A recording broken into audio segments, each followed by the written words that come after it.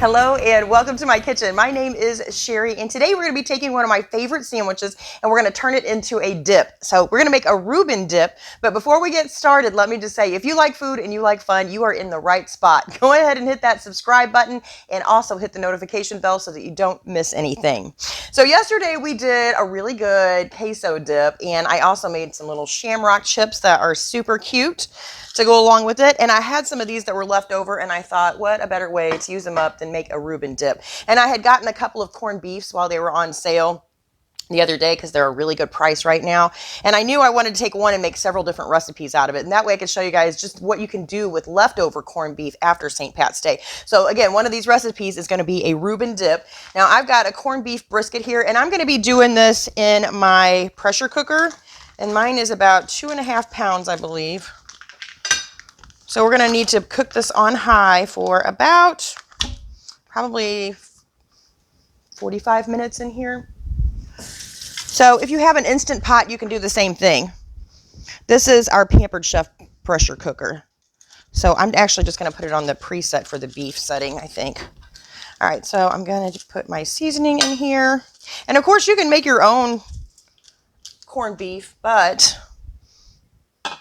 for the sake of being simple, I'm just going to use the store-bought one with the seasoning packet already in it. Okay, so I'm going to replace my lid. There we go. It's kind of hard to do when I'm standing on the back side of it. I want to make sure my thing is depressed, and then I'm going to turn it around, and I've already got it set to go. So I'm just going to hit start, and it'll be done in about 45 minutes.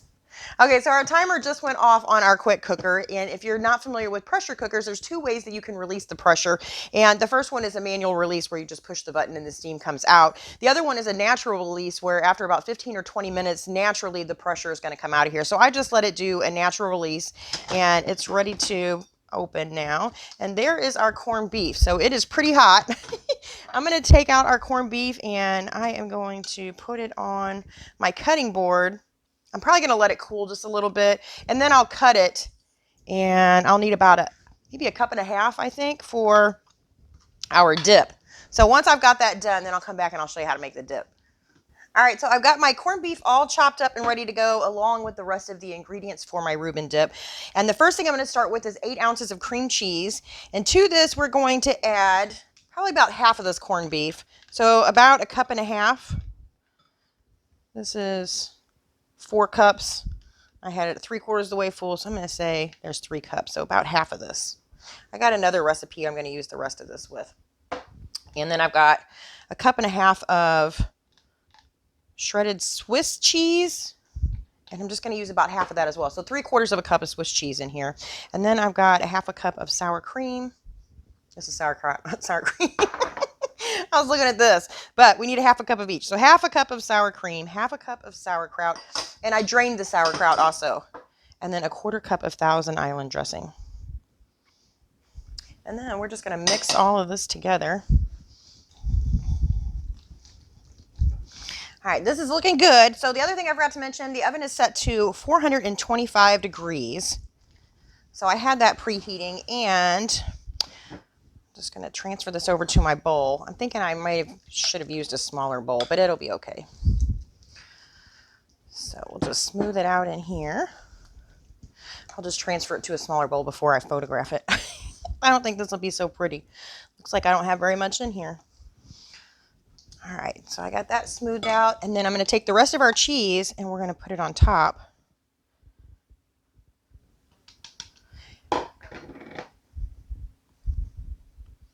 And then in the oven for 15 to 20 minutes or until it's nice and bubbly and brown on top. Our dip just came out of the oven and it smells so good. I don't know if you guys, I'm going to put my microphone next to this. Can you hear it bubbling? It smells so good though. So I have a few chips left over from yesterday, like I said, from our Reuben dip, but I also thought this would be so much better to do it with rye bread. I'm going to let this cool for just a second, but you could use rye bread, you could use pumpernickel, you could use pita chips, you could use crackers, you could use veggies, you could use all different kinds of things with this dip. So let's see if it cooled off a little bit.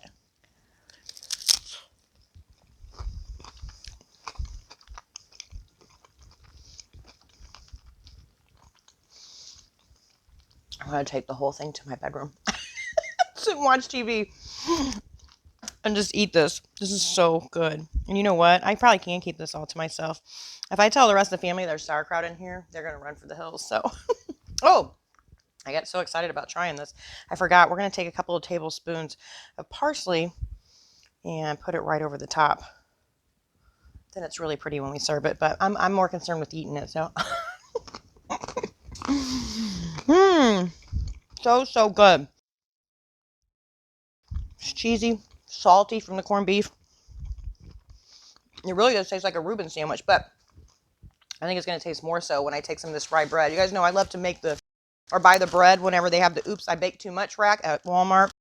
And I just remembered, I'm like, oh, this actually came from Schnucks.